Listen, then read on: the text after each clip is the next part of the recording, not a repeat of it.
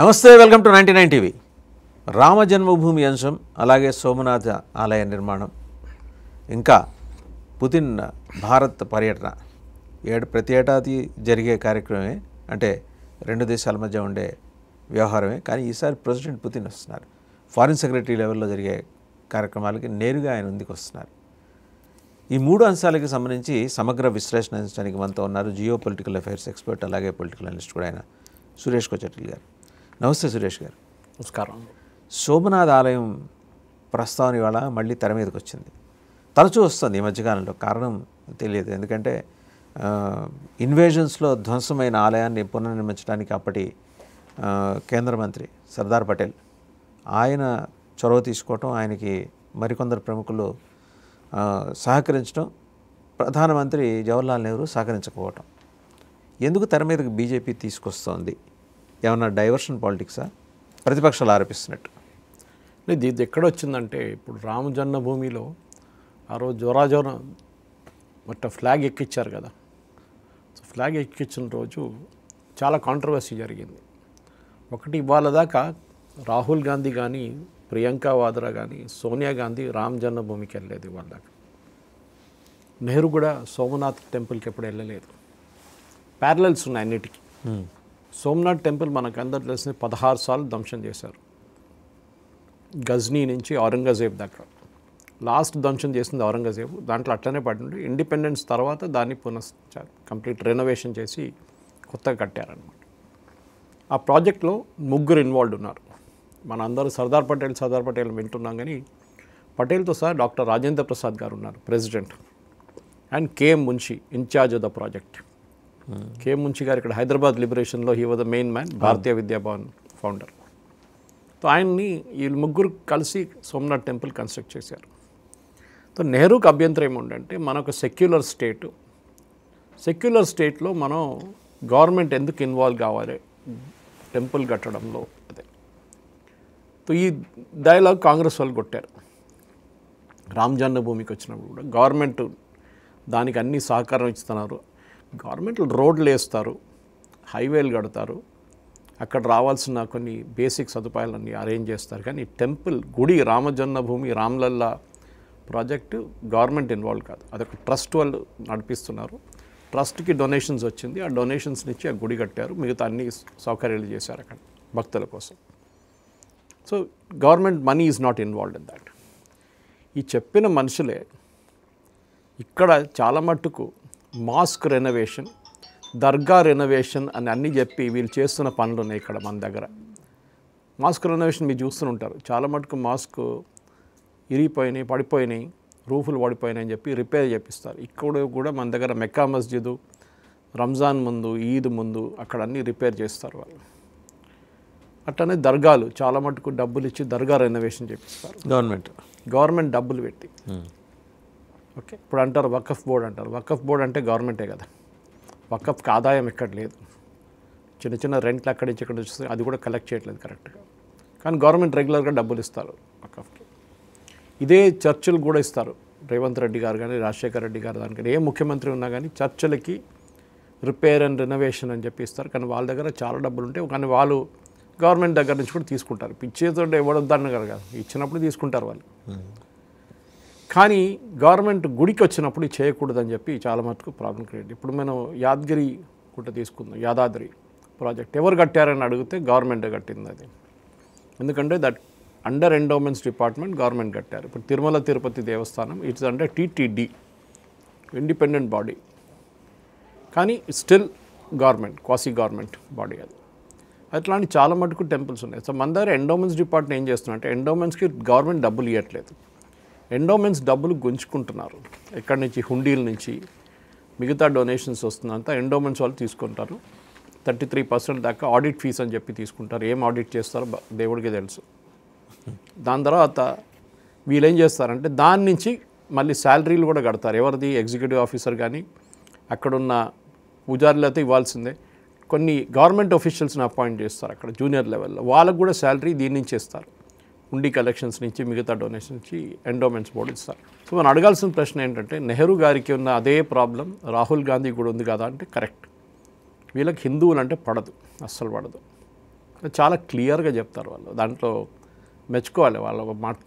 నెహ్రూ నుంచి రాహుల్ గాంధీ దాకా మనకు హిస్టరీ చూడాలంటే ఇప్పుడు రాజ్నాథ్ సింగ్ గారి కాంట్రవర్సీ తీసుకొచ్చారు. ఆయన తీసుకురావడానికి కారణం ఇది. ఎందుకంటే ఆయన్ని వీళ్ళందరూ కలిసి రామ్ జన్మభూమి గురించి అడిగినప్పుడు ఆన్ రికార్డ్ ఇది ఉంది, మీరు ఛాలెంజ్ చేస్తే నేను రికార్డ్ తీసి చూపిస్తాను మీకు, హిస్టారికల్ రికార్డ్స్లో ఇది ఉంది, గవర్నమెంట్ రికార్డ్స్లో ఉంది, that Nehru has said this.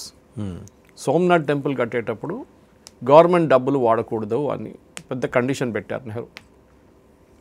Patel గారికి కోపం వచ్చి నీ డబ్బులు ఎందుకు నాకు అని చెప్పి మున్షీ గారిని అపాయింట్ చేసి, కేఎం మున్షీ గారిని, ఒక ట్రస్ట్ సెటప్ చేసి సోమనాథ్ ట్రస్ట్, అదే ట్రస్ట్ ఇప్పుడు కూడా నడిపిస్తున్నాను. సోమనాథ్ ట్రస్ట్ అదే ట్రస్ట్ టెంపుల్ నడిపిస్తుంది.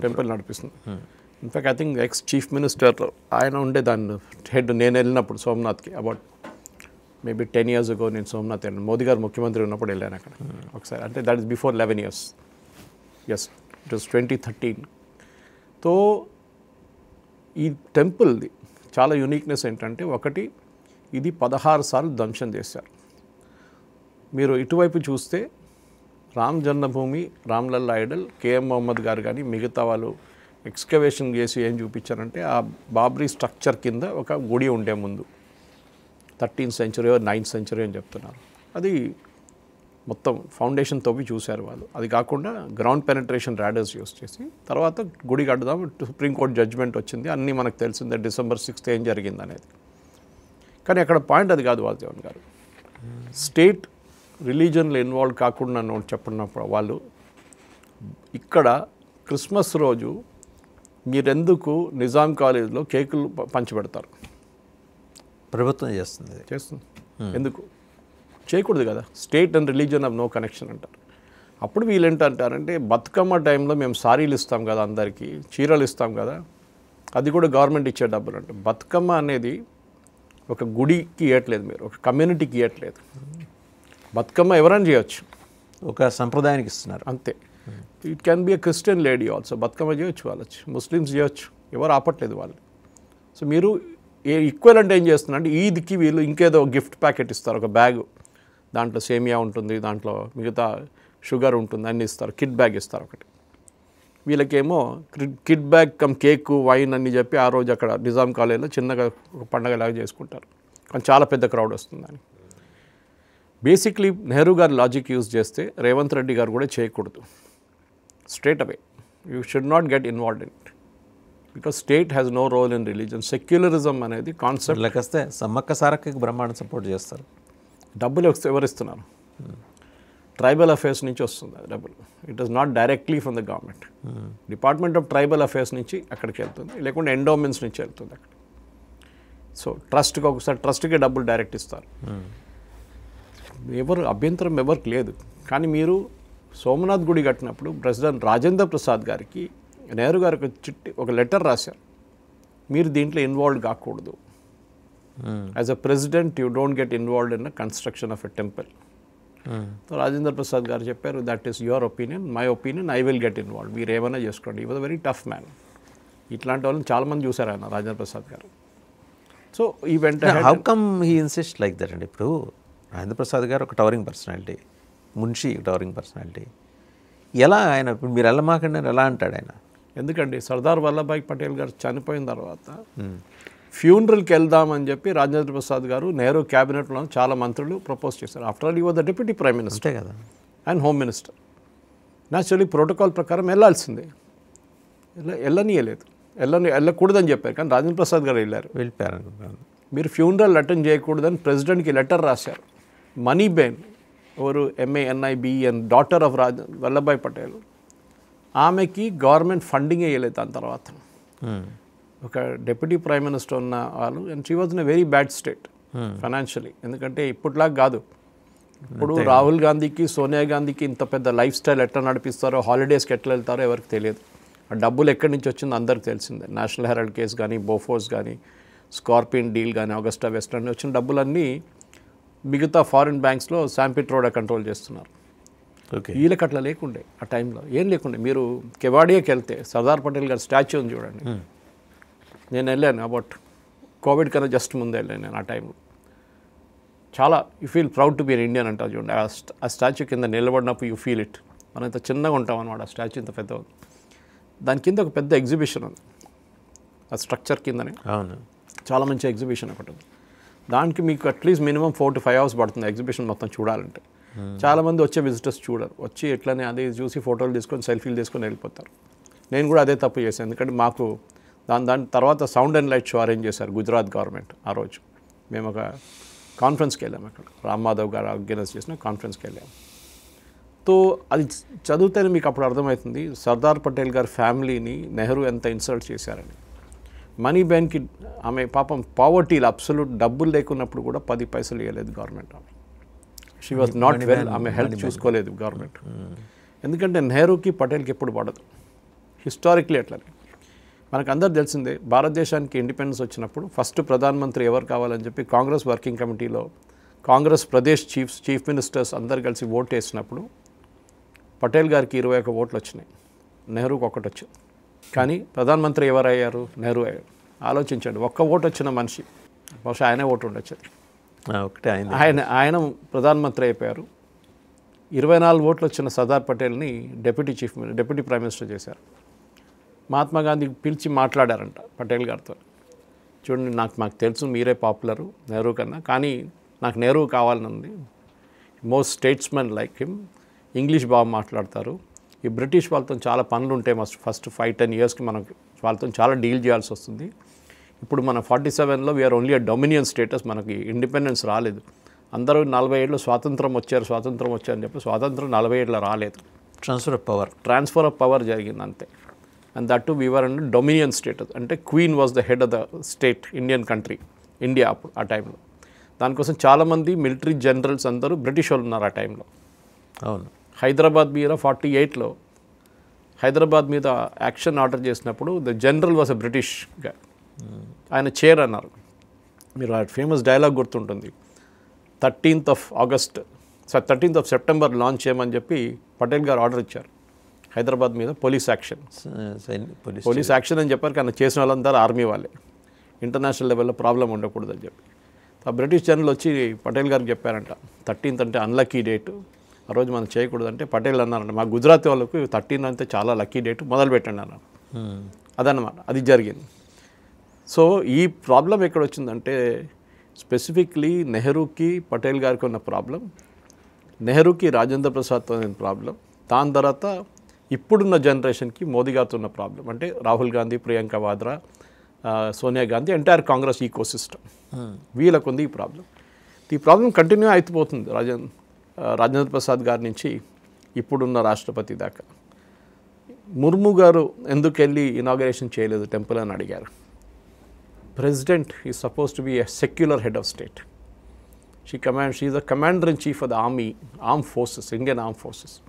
టెక్నికలీ ఆమె ఇట్లాంటి పని చేయకూడదు. దానికోసం పొలిటికల్ పవర్ ఎవరి దగ్గర ఉందో వాళ్ళు చేస్తారు, వాళ్ళకి ప్రాబ్లం లేదు.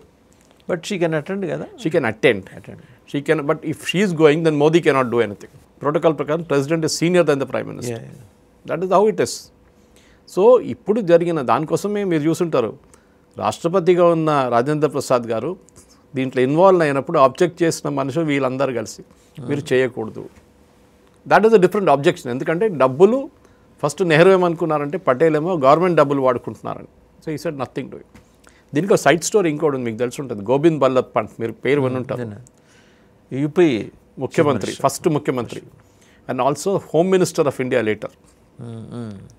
గోవింద్ బల్లభ్ పంత్ గారు అక్కడ ముఖ్యమంత్రిగా ఉన్నప్పుడు నెహ్రూ ఆర్డర్ ఇచ్చారు, ఏంటి అక్కడున్న ఐడల్స్, ఈ 49లో అనుకుంటాను, 49లో గోవింద్ బల్లభ్ పంత్ గారు ఐడల్స్ని రామ్, సీత అండ్ లక్ష్మణ్ ఐడల్స్ని లోపల బాబరీ స్ట్రక్చర్ లోపల తీసుకెళ్ళి పెట్టారు. ఇది పెద్ద గొడవ అయింది, నెహ్రూకి తెలిసిపోయింది. అది తీసేసి సరయూ నదిలో పడేయమని చెప్పారు. నేను పడేయమని చెప్పారు. అక్కడ దాని లోపల రివర్లో పడేస్తే పెద్ద ప్రాబ్లం అవ్వబోతుంది, ఇష్యూ సార్ట్అవుట్ అయిపోతుంది, కొన్ని రోజులు వెయిట్ చేయండి అని చెప్పారు. ఎవరు? గోవింద్ బల్లభ్ పంత్. నెహ్రూకి చాలా కోపం వచ్చింది దాని మీద. తర్వాత ఇదే Pant became the home minister of India. That is irony of it. So history యొక్క బ్యాక్ స్టోరీ. దాని తర్వాత మన అందరు తెలిసిందే, షాబాను కేసు జడ్జ్మెంట్ వచ్చిన తర్వాత దాన్ని ఓవర్టర్న్ చేయడానికి రాజీవ్ గాంధీ ఒక చట్టం తీసుకొచ్చారు.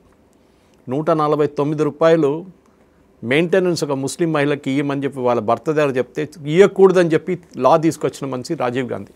ఆలోచించండి, అంత పేద ఉండే ఆమెకి డబ్బులు లేకుండా 149 రూపాయలు ఇయర్ అంటే వాడు పెద్ద లాయర్ వాడు, నేను 10 పైసలు ఇయర్ని పో అని చెప్పారు. దాన్ని చట్టం మార్చారు మోదీ గారు. దాని తర్వాత ట్రిపుల్ తలాక్ తీసుకొచ్చి దాన్ని మొత్తం ఖతం చేసి పరీక్ష.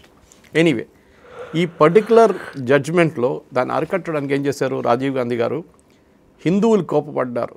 ఆ రోజు నుంచి ఇవాళ దాకా కాంగ్రెస్కి మెజారిటీ రాలేదు, 84 నుంచి ఇవాళ దాకా.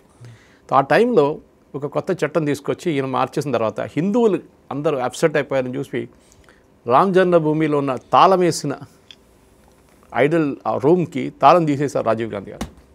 నరసింహరావు గారిని తప్పుపడతారు, కళ్యాణ్ సింగ్ తప్పుపడతారు, కానీ చేసిన పని వాజ్ తాళం తీసింది ఆయన ఆ రోజు రాజీవ్. అక్కడి నుంచి మన అందరికి తెలిసింది హిస్టరీ ఏం జరిగిందని. సో న్యాచురలీ ఈ రాయల్ డైనాసిటీ నెహ్రూ డైనాసిటీకి హిందువులు అంటే పడదు. అది ఇప్పుడు కాదు, చాలా సంవత్సరాల నుంచి నడుస్తుంది అనేది చాలా క్లియర్గా తెలిసిపోయింది. అయితే అంటే రాజేంద్ర ప్రసాద్ గారు తీసుకున్న నిర్ణయం కానీ, సర్దార్ వల్లభాయ్ పటేల్ తీసుకున్న నిర్ణయం కానీ, కులపతి మున్షి ఆయన తీసుకున్న నిర్ణయం కానీ, వీటితో విభేదించడానికి నెహ్రూకున్న రీజన్స్, ఆయనకు ఉన్నాయని భావిస్తున్న రీజన్స్ ఏంటి? అసలు ఎందుకు విభేదించాలి? అది జాతి సంపద.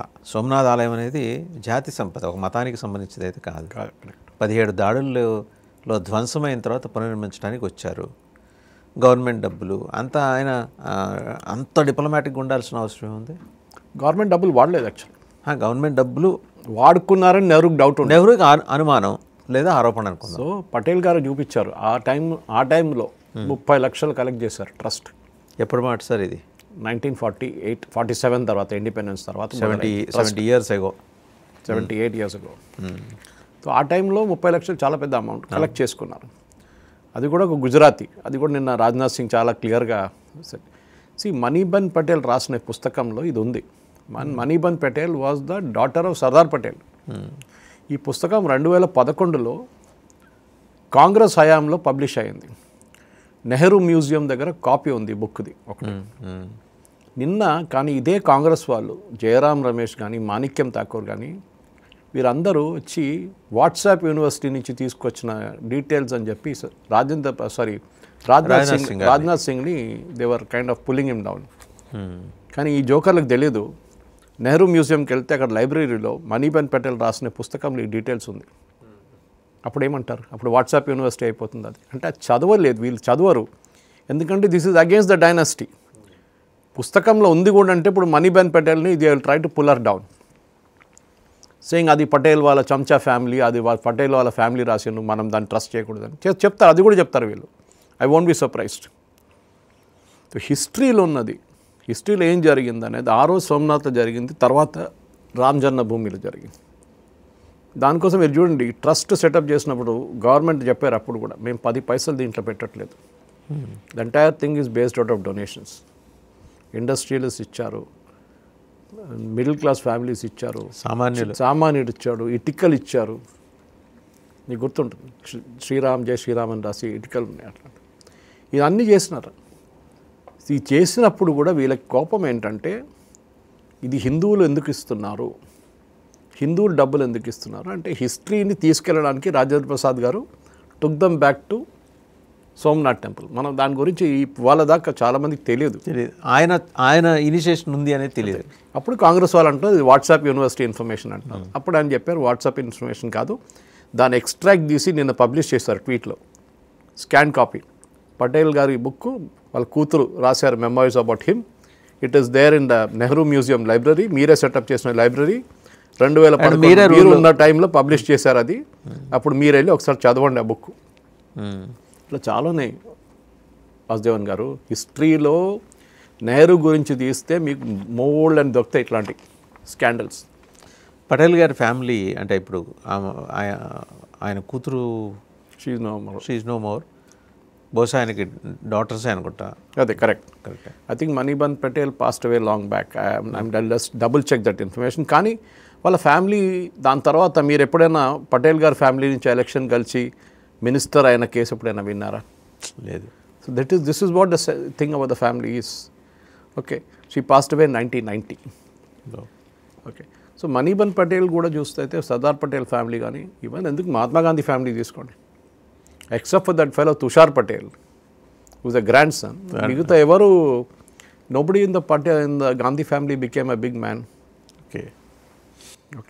ఇదందరూ అంతే కదా, వీళ్ళు ఒక్కరే ప్రైవేట్ లిమిటెడ్ కంపెనీ అప్పటి నుంచి ఇప్పుడు దాకా నడిపించుకుంటూ వస్తా అంటే ఈ మన ముఘల్స్ లాగా బాబర్ నుంచి మొదలై ఔరంగజేబ్ నడుస్తూనే ఉంటుంది. నడిమిట్ల అక్బరు, హుమాయూన్, షాజహాన్ అందరూ ఉన్నారు. So this is the problem వీళ్ళది.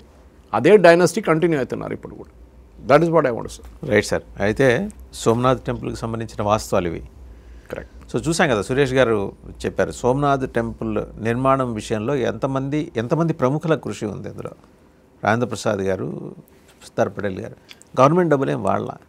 ఆ టెంపుల్ రీకన్స్ట్రక్ట్ చేసిన తర్వాత వచ్చి దర్శనం చేసుకోవడానికి కూడా నెహ్రూ గారికి మనస్కరించాల. కారణం ఏంటంటే నెహ్రూ గారు సెక్యులర్. సో సెక్యులర్గా ఉన్నప్పుడు మరి ఇటువంటి వాటికి హిందువుల ఆలయాలకు లేకపోతే ధార్మిక స్థలాలకి వెళ్ళకూడదు. అది నెహ్రూ గారి ఫిలాసఫీ. ఇది మొత్తంగా. Thank you very much sir.